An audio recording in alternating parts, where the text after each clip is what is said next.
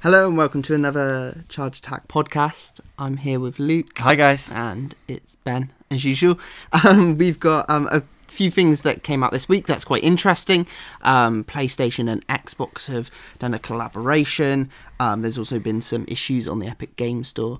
But we'll start with the prior first and we'll talk about Xbox and PlayStation. They're friends for 5 minutes. For the first time that I can ever remember. Since Fortnite. Yeah, since Fortnite. Since finally giving in, PlayStation's finally giving in to do cross-platform gaming. They're now actually working together to operate and help consumers with their cloud gaming.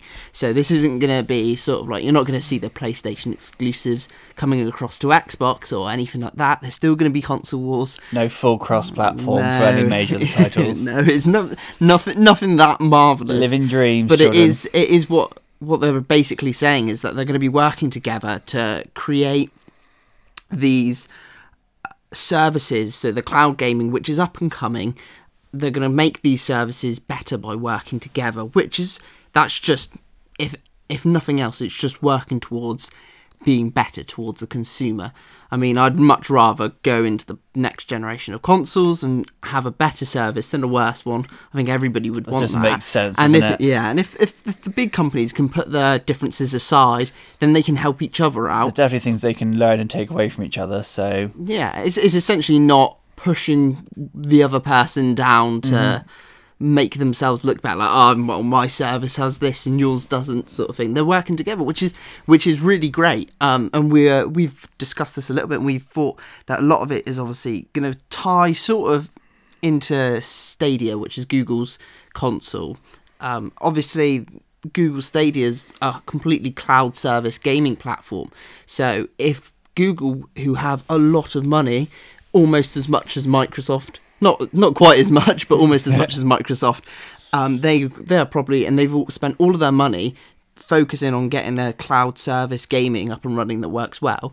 If PlayStation and Xbox are able to split their differences and work together, then they might be able to create something that will rival the Stadia. Between the two of them, they could easily sort of overtake. Yeah, if they really focus on it. Yeah, especially, well, Xbox has already pretty much got their own version of cloud gaming, haven't they, where you can play all these games on the move and everything, and all your accounts are linked up, so you don't have to keep buying the game and downloading it. So it's quite cool. And PlayStation, in an essence, do have it with their PlayStation Vita, where you can play, if you're ever out on the move, you can take your PlayStation Vita with you, connect to your 3G, and then from there you can play your PS4 games on the go, which is quite cool. It's not as simple as just plugging and playing, but obviously, this is obviously what they're aiming to improve and aiming to work on. With them doing this, I would say Google and Stadia are probably going to be a little bit concerned. Two big rivals working together is never a good thing when you're the little guy. Yeah, I mean, we were talking about this as well, like, we haven't heard anything about Google Stadia since it was announced approximately 9 weeks ago. 9 podcasts ago. 9 podcasts ago, which is like quite weird, considering it's like this is meant to be Google's big announcement, their big reveal.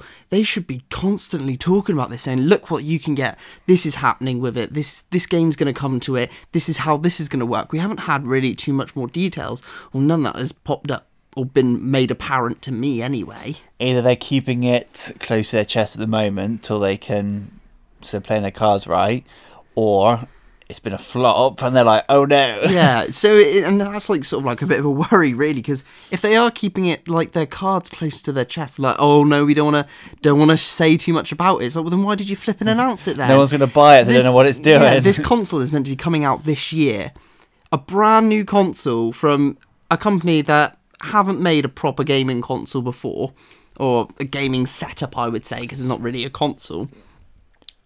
We need to know about it. We need to have, if it's going to be released in, say, for example, November, so we have 8 months from when they first said, this is the Stadia, this is coming out in November, we need to have 8 months of build-up of saying, this is what we can offer you, this is what we can do, this is what PlayStation and Xbox are not doing for you, that we can do for you. Give us a reason to want to come over to you. I mean, when we first saw it, we were a little bit sceptical. We think they're a little bit too early with what they're expecting to be it to do and whatnot. And it's just, since then we've had nothing. It's just sort of like, I don't. Do you know anything about that other than the fact that Assassin's Creed plays on it?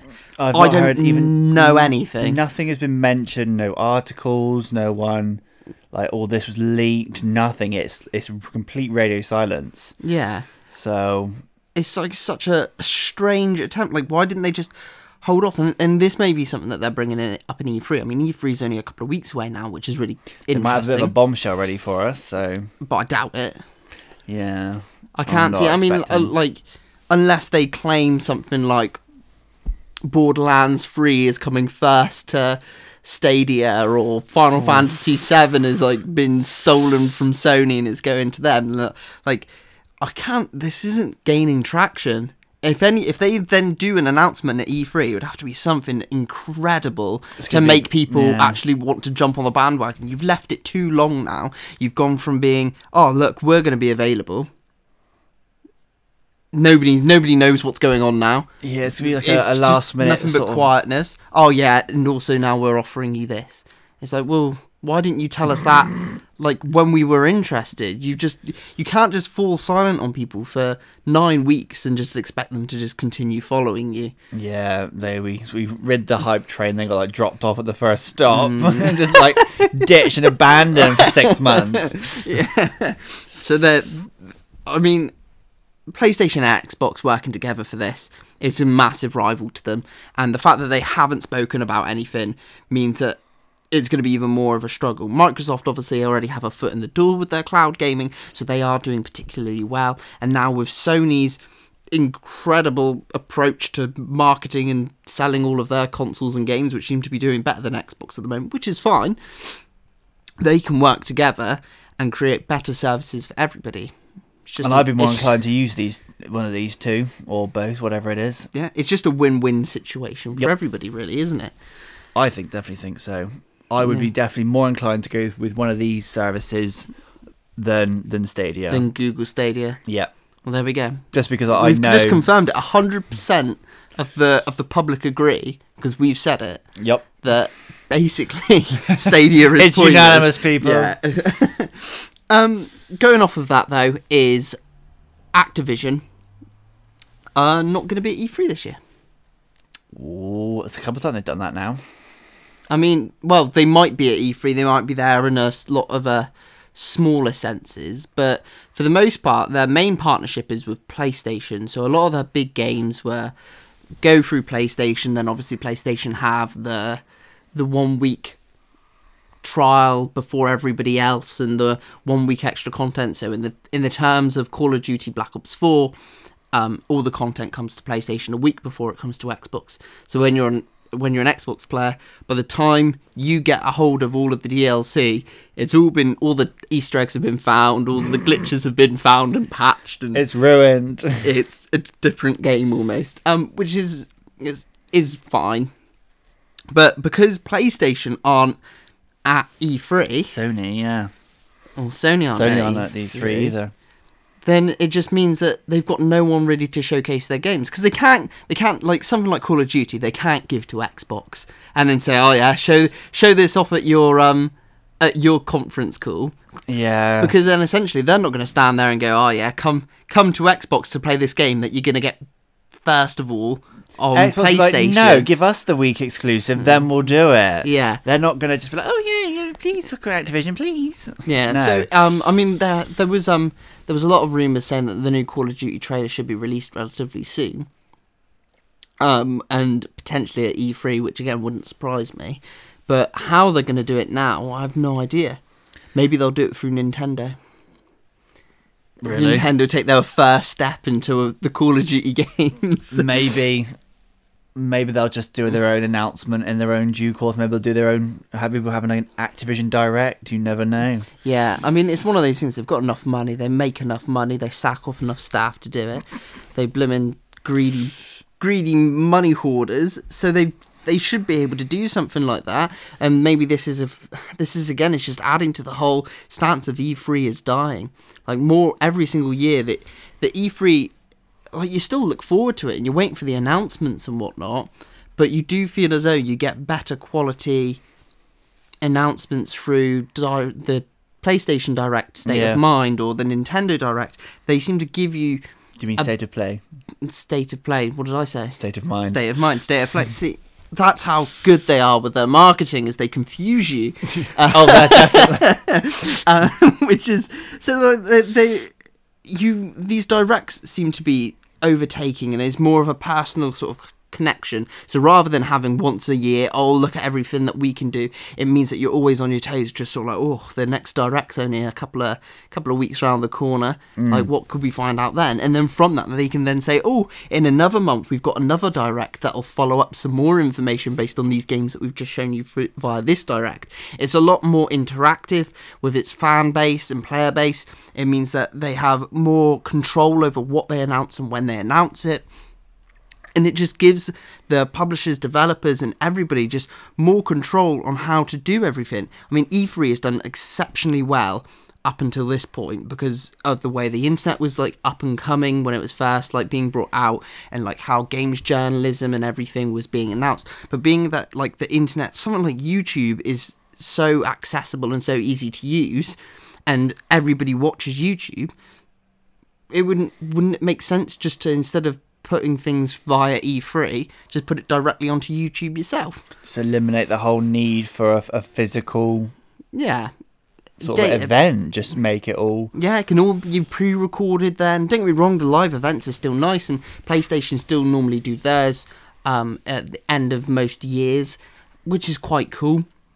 And it does have that sort of depth to it, but E3 is just slowly on its way out, and you get the feeling that next year, I reckon Xbox will pull out, because Xbox they do their own sort of their own mini directs, but they haven't really put too much force and emphasis into it at the moment. So once they start doing that, so now that PlayStation does it and Nintendo does it, we just need Microsoft to do it. If they do that, no, what's going to be the point in going to E3? Other than to play like these new games and whatnot. Yeah, I reckon they'll mark it as sort of like a date where it'll be June every year. Even if E3 isn't around, I reckon that'll still be the sort of month where all the gaming companies will go, this is what we've got to offer you. Sort of thing. I mean, there's still Square Enix is still going to E3 for that Final Fantasy VII trailer, the next one, the next bit of news. They're probably loving it. There's like, oh, there's going to be no one here but us, and we're going to get all the attention. Considering it's like one of the most bigged up games that everybody's looking forward to, most of the people are going to be going to that Square Enix event anyway, especially knowing that Final Fantasy VII is going to be there.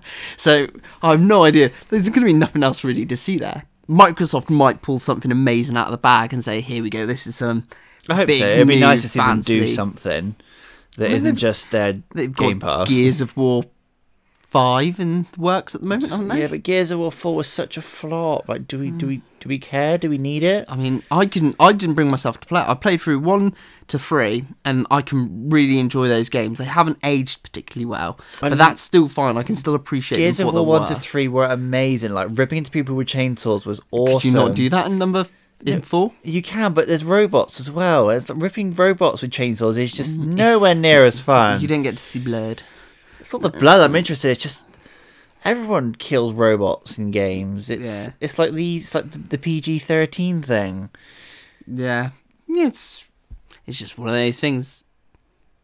Yeah. I don't know. The Xbox need to do something big, and I hope they do this year. Yeah. I mean, they've got all eyes are essentially on them now. Yeah, with PlayStation out of there, unless PlayStation make a really horrible dick move, and just before the Xbox announcement, they just go, look at this brand new set of games we're gonna do. Ooh, Gate Crash, Steal Their Thunder. Yeah. It's entirely possible because they haven't got a good publicity stunt, so they'll completely tear it out from under them. Could you imagine? Last of Us 2. Everyone sort of sat down at like the Xbox reveal thing, and then suddenly everyone's on their phone just looking at like a PlayStation live stream. Yeah, the PlayStation 5 has been revealed just as that comes up, and then all the journalists all sat there scurrying about going, oh no, I've got to write an article about this no matter what Xbox say right now. It's not going to be as important. There should be a crowd of faces looking into their crotches. It's like, ooh. And they're going to have a little cry, I reckon. But no, I really hope Xbox do something with this. Yeah. their main competitor is out of the way. They need to be getting in there and literally tearing up the place. Yeah. Obviously, Nintendo will be there. Do you reckon Bayonetta 3 is going to be? Oh, please. I need some more. I'm enough trailer teasers and things. I need a full trailer or something, some artwork. Just a little snippet of something. Yeah, but Final Fantasy 7 will completely overshadow it. Oh yeah, there is that. Yeah. But they've got a little bit of time for Bayonetta is good. I liked Bayonetta. The 32 games are really good fun. So I'm looking forward to Bayonetta 3. But they had the Metroid Prime 4 debacle at the beginning of January, where I don't know how much you followed Metroid Prime at all. No, so Metroid Prime is an amazing series. This is what you should do with your spare time, Luke. Basically, obviously, Metroid Prime 4 is a massive thing. The last Metroid Prime, which is Metroid Prime 3, came out on the Wii. So the whole of the Wii U didn't really get one. They got Metroid Other M, which was sort of not very good, is the best way to put it. So now Metroid Prime 4, which is on Switch, it's got dual analogs. It's going to be perfect and amazing. It's got massive hype to it. They announced in January that there's been massive setbacks and they've had to basically change companies to start creating it again and basically make it. It's not good in the sense of sort of time wise. You're like, I wanted this out sooner rather than later, but it's good obviously because that means they're paying attention. They're just sort of if it's not being that 100% perfect masterpiece that they want it to be and they've gone, no, this isn't working, I'd rather they do that than they just turn around and go, that'll do. Palm it out, yeah, just half-assed piece of shit. So yeah. Talking of games though that are not around, being pulled out. Oh, that's something different. That we've got the longest named game ever. Right. It doesn't want to seem to end. So Epic Game Store strikes again. I'm gonna call it. It seems to be their thing, does it? Just zipping in, people. Stirring the bucket, and then just buggering off with Borderlands 3. I've never heard of something get so much shtick and hate from doing nothing, essentially in a certain sense nothing wrong. They're a competitor, and for some reason a lot of Steam hardcore fans do not like this competitor. And as soon as they do one little thing that's not necessarily wrong or a little bit different, they're like, oh my god, it's they got priority over Borderlands 3. They're the worst people in the world, and it's well, no, they're not the worst people in the world. They've bought the exclusivity. Obviously, Borderlands 3 creators, 2K, they must be happy with it, because otherwise they wouldn't have said yes.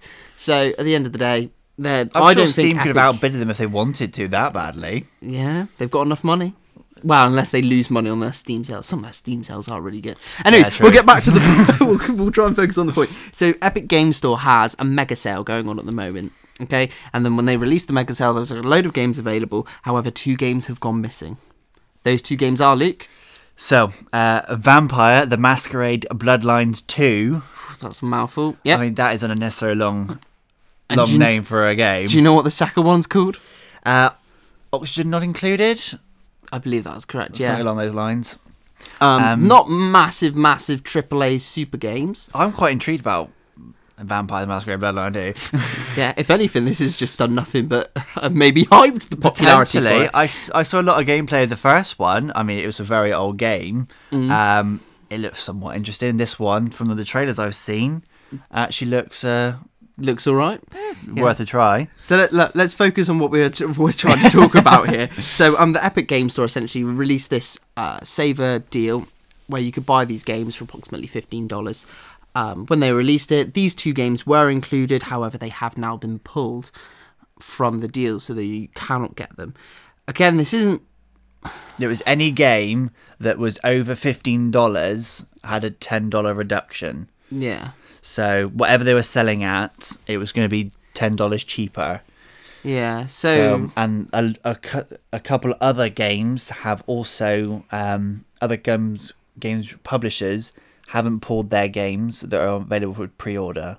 So some game publishers have allowed it and gone with it, whereas Paradox, the publishers of Vampires Masquerade Bloodlines 2. I'm sick of saying that. Just call it Bloodlines 2. Yeah, they decided to pull it. According to the Epic's director, publishing strategy, I'm not going to pronounce his name because it's offensive. It was offensive to try and get it wrong. Sergey Galyonkin. Something like that. We'll just say that. Apologies for Sergio. pronunciation. Whatever his name We'll is. call him Sergey. Initially reported that Paradox was informed in advance of the sell mechanism and aware of the conditions, but they then later retracted that statement when he was then actually made aware that the publishers were not actually briefed on the sale. So a little bit of confusion there. Yeah, definitely sounds like obviously someone didn't get the memo sort of thing. And then it's a case of, oh, did we get caught out? Is it current time for a backtrack? Or were we literally that, like, did publishing director guy just have no freaking clue what was going on and just said what the business line would be? Oh, yeah, everyone knew. Yeah. But obviously it's still available for pre-order and things like that, but it's just been pulled from the initial offer. So people were finding when they were going on to the Epic Store pages coming up blank. So... I mean, I think Epic Game Store, especially with the way everything is around them at the moment, they need to tiptoe around everything. The strange thing was, like, it wasn't going to be at the cost of the publishers. They would still take their normal cut from the sales of the game. The sales and the costings would be out of pocket from Epic Game Store. So there was absolutely no, from what we can see, reason as to why you'd want another company to sell your game on the cheap, and they take the costing difference for it. So whatever their reasoning was, this is where you almost feel like it's just they're just sort of going, game's worth more than that. Yeah, Epic Game Store sort of thing, where they just sort of like, oh, well, our game's available on there, but they breached our contract by doing this deal that we weren't informed of. Regardless of whether it's good or not for them, they're just sort of like, yeah, but they shouldn't have done it without our prior knowledge, sort of thing. So it's just sort of like, yeah, I guess pettiness is probably the best way to describe it. You don't know for sure. You have no idea what's happening behind it. This is the sort of thing where, like, Epic Game Store could be saying, oh, yeah, well, we're going to be paying that $10 difference. But somewhere down the line in the contract it might be that they won't pay it. Potentially, when we hit a certain amount. Especially when one person said, when you've got one of their characters head high up in the marketing saying, oh yeah, well, we told them about this deal, and then retracting that statement is a little bit sort of dodgy. I think that this definitely looks suspicious. This is the thing, is Epic Game Store, they've not done, I've personally got no big beef against them. However, they know, or they should know, well, no, I'm pretty sure they do know, that a lot of people are not that fond of going into them. People are a little bit against them. They're very heavily enjoy their Steam, and they want to stick to that. They should be or they are walking on eggshells at the moment. And one guy, someone at the moment has just gone, oh, well, we'll just set off a nuke. We'll just start blasting shit everywhere and whatnot. And it will stand out. And this is the result of it. Is like people will, like, a small story like this. Like, these aren't massive super games that, like, people have been waiting years and years upon to appear. But because it's something so small and everyone's on this hype train of just shitting on Epic Game Store, it's just going to bring you nothing but negativity. They're under the microscope, aren't they? Yeah. And they're squirming, it seems. So, I mean, there's nothing really too much you can really do about it. I mean, the games are still back up and available now, aren't they? Yeah, still available to purchase. Just pulled from the offer. So just no $10 offer on them is basically all that comes of it. PC gaming just seems to be in turmoil at the moment. Yeah, and you know what? It almost makes me glad that I don't play on PC a lot. Yeah, I'm glad I'm not in this kerfuffle. Yeah, we will create a lot of enemies saying something like that. No, they're against PC gaming. We just like we don't like the issues that come with it sometimes.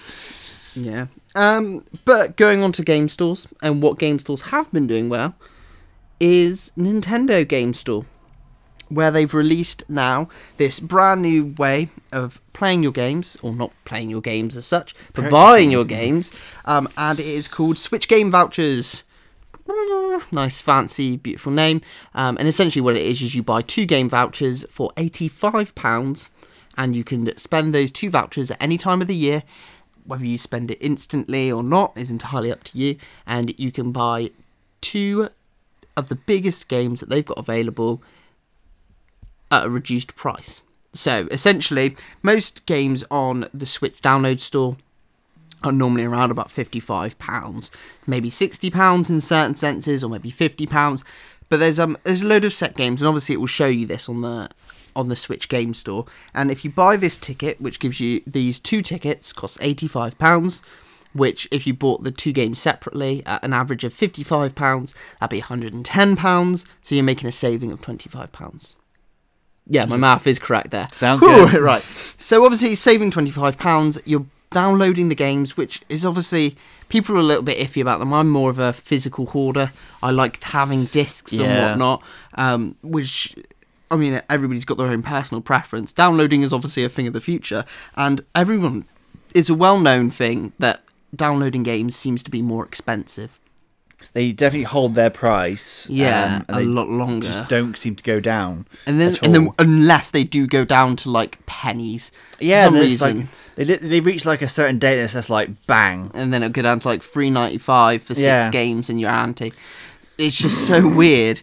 But this is obviously, these are like AAA games, so they were showing, like, when Nintendo announced this, they were showing games like Breath of the Wild. And it's just sort of, that's still a £55, £60 game, no matter where you're buying that from. It's an amazing game. So if you bought this 2 voucher deal, you download that, you've then got another voucher for a brand new game when it comes out further down the line. Bayonetta 3 maybe. So you can then redeem it with this other voucher. And then that way you've saved yourself £25. So it's a good way to encourage people to download. Without literally paying the massive price tag for it. Cause games coming out these days are getting more and more expensive. Yeah. For seemingly sometimes shittier and shittier games. Yeah. And it's just a nice way of encouraging people to get maybe more games on release. Yeah. Without having to pay masses up front on the days to get them. As I said, you can save it, which works. Is just amazing. It's just good. It's just good customer etiquette is to give people that opportunity to, here's a deal that you can take advantage of, not just now, but further down the line as well. So you can't just sort of like, you're not sat in this limbo state of, oh, do I buy it now and not use it then, or buy it now and not use it later? And especially like for some people, if you have, say, a little bit of spare money, you know, all right, I want to spare money, a bit of spare money, I want to spend some of it. You buy your game that you want now, you just save it, and then when your new game comes out further down the year, you might have had a child, you might have bills to pay, you might have had to buy a new toilet, I don't know. Shit a brick. Yeah, you've shit a brick when you've seen the new Final Fantasy trailer and you thought it was amazing. Several bricks in your case. Several bricks in my case. You've then got that voucher ready for when it comes out. Perfect. It's not like buying a boring voucher. Yep. For like game shops that could close down or... Exactly, and let's be honest, nobody likes buying from Game. In the UK anyway. Yeah. They are awfully shifty. But to go alongside this, Nintendo did announce that a 1 gigabyte SanDisk micro SD card is now available to plug into your Nintendo Switch, which is quite cool. I mean, the 1 gigabytes are discs, SSDs have been available, which is, they're normally quite expensive, but obviously if Nintendo are encouraging it and enforcing it and just saying, look at what's available, that's obviously always good to hear. Yeah, definitely. And that's something that could go along with your 2 new games that you download, especially when the Switch has only got, 32 gigabytes of space built into it, and Zelda, when you download that, I believe that's 28. So you're gonna need a little disc when that happens. If you have a 1 gig disc, that's still bugger all. Just before we go on to the wind down, we have got just something quick to talk about.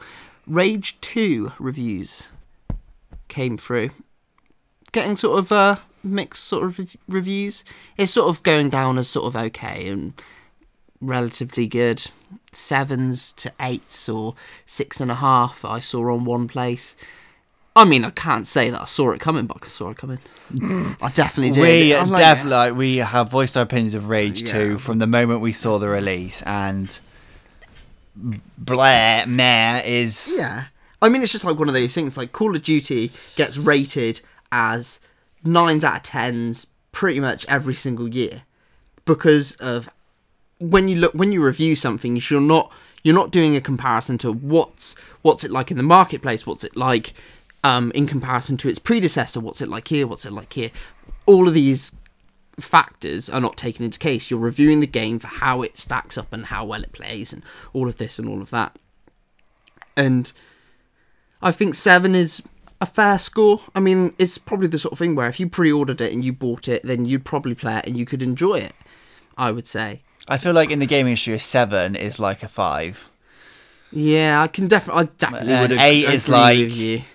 A 7 sort of thing.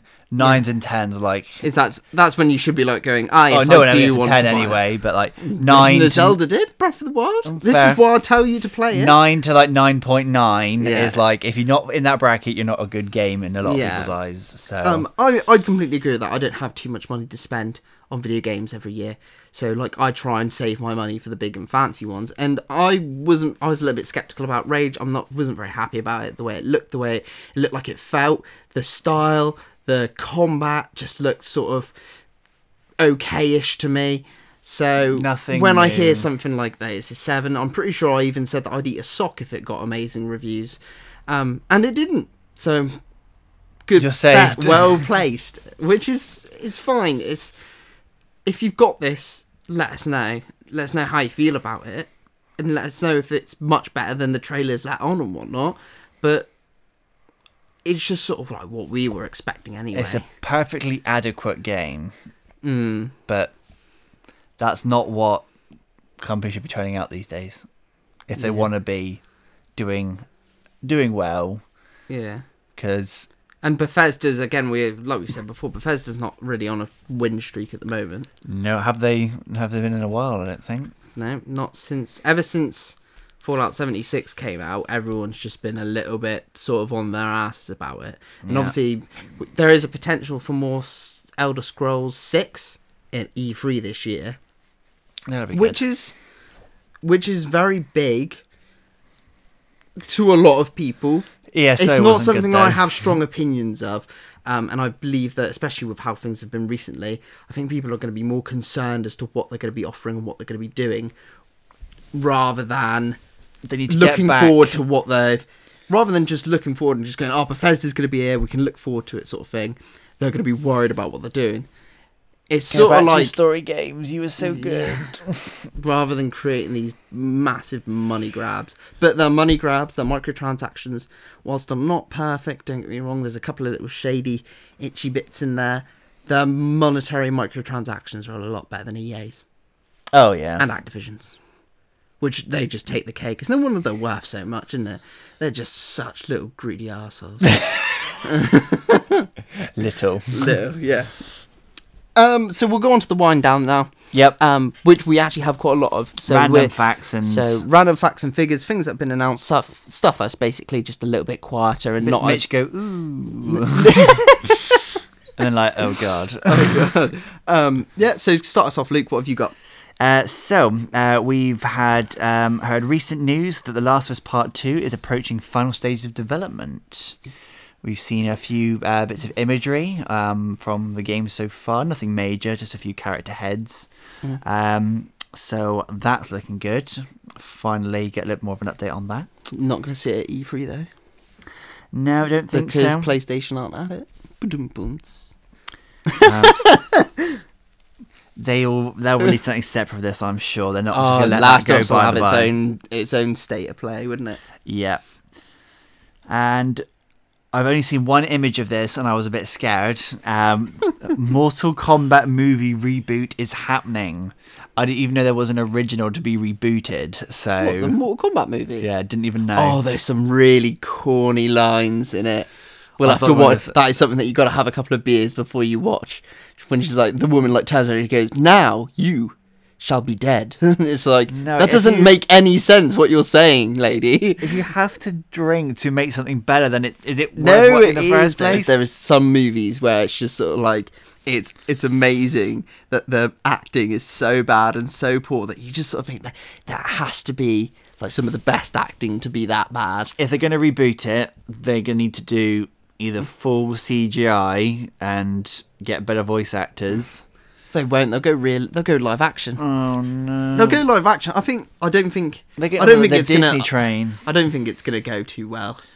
I mean, Mortal Kombat is not something. It's not a story to make a movie out of. It's just people punching 7 bells. I mean, of there is a story there. All the characters are interlinked.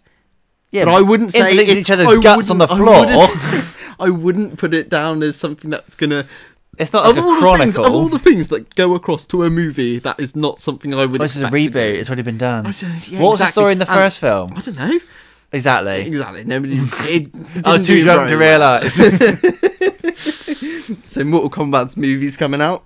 So bad. Square Enix have said that they're releasing their manga in English, which is really cool. So you've got like things like Final Fantasy XV's Dawn of the Future, which is now going to be in English, so I can actually read it and rather than just struggle, look at the load of pictures, pass out. I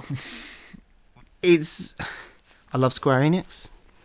It's something that I'll probably look into. Final Fantasy XV's done quite well, so I mean, it's got a massive storyline and so much like larking bits and manga and bits like that. So the fact that now you can have the full story in English would help probably a little bit more to those sorts of players. And obviously getting things, Square Enix do this weird thing where they pick and choose certain things that they bring over to the UK. Okay. And it is almost like they've got somebody with a big finger just going, ooh, hovering above everything, and then just going, and then they go, oh, we're going to bring that across. So then you've got some of the things on like their store, like you can get like these leather wallets that of like Squall or Cloud or anybody like that, and they're like quite funky and quite nice, and they cost like 300 quid. It's like bugger me. It's super expensive, like genuine leather. What's the point of having money if you spent it all on a wallet? They'll bring like those things over, but then like some like the most beautiful and amazing statues of like fight scenes and like cold casts, resin statues of like certain key elements of like the games. Oh, no, don't bring that over. No, nobody over in the West would like that sort of thing. It's so weird. So them doing this is obviously good. It's just a better work towards that story. And obviously there's other mangas out there that Square Enix produce and make. So there's more manga for you, more Final Fantasy, or not Final Fantasy in a couple of the manga stories cases, but same I've people. got a few manga bits, so I could maybe add that to my collection. Yep. And last of all, I've got Pokemon Rumble Rush was announced. Yep. For iOS and Android, another Pokemon mobile game, which they haven't shown too much about. All they've said is essentially you're running through islands and you fight other Pokemon. Collect upgrade materials, catch more Pokemon, Evolve. so on and so forth. The usual sort of thing. It didn't show any. We haven't seen any gameplay or anything. But I was saying earlier that it almost sounds like a little bit like Temple Run, where you'll just sort of like be guiding your way through this island, and it says that you can do it using one hand, and that to me just says like your thumb That's swiping a weird left thing to and right. specify. Yeah, I never would have thought that one hand would be a very important thing, but there you go. So, and then it says that the battle is initiated whenever you come across an opponent. You tap on the screen. I mean, what else is there really? In-depth combat is just like, okay. What else is there really with these mobile games? I don't need any more mobile games with Pokemon on my phone. It's taking up too much of my time. Pokemon Go and Shuffle are killing me. So yeah, well, Shuffle's rubbish. You can get rid of that. It's a load of rubbish. Pokemon Go, that's a load of. Well, they've just literally just this evening released more Pokemon for Pokemon Go. Yeah, so if you're a massive Pokemon Go fan, make sure to check your Pokemon Go. Go out there, get a Gibble. Gibble. Give me Gibble. I do love Gibble. So good. I love the pseudo legendaries like Tyranitar, Salamence, Metagross, Garchomp. So they get so Slacking is not a pseudo legendary. Or slack off. He's not a pseudo legendary. He could be so easy. No, he's not. He's rubbish. Stop shitting on him. So another Pokemon mobile game coming out. They haven't announced the proper release date yet. It's rumoured around about the end of this year, if not early next year, which wouldn't surprise me. Is Dragonite a pseudo-legendary? Dragonite is a pseudo-legendary. Hey. I'll explain to you later what a pseudo-legendary is. Super. Mario Maker 2 Direct, there was more stuff shown off for that. I don't get that game, but... Okay, I've never properly played it myself, but essentially it's Mario Maker 1, is that from more in-depth, better graphics, everything looks better, works better, you've now got a much more interactive Switch board that you can interact with when you're wanting to move all your pieces and place your pieces. It'll have like new enemies, new blocks, new obstacles, just everything that the first one was, except better. I feel like it didn't warrant a second game still, though. You're probably right, but... I feel like it could have been done in a large patch. Or even a buyable DLC if they really wanted to. Yeah, but if you're doing a buyable DLC, you might as well go the full hog and do a complete revamp. Because it's not just like, obviously, all like the interactables, everything like the way that the whole system is whole set up, the way that you play online, everything like that is all changed in it as well, so it works better. So by that point, you are creating just a second game. Just to get a new box with 2 on it. Exactly. Go on, Nintendo, you make your money.